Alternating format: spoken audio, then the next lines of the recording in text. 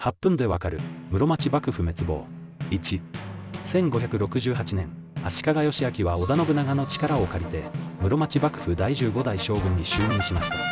就任当初、彼らの関係は良好でした。ところが1572年に義昭と信長の関係を切り裂く出来事が起きました。17か条の意見書です。この意見書の内容、簡単に言えば信長から義昭に対するダメ出しです。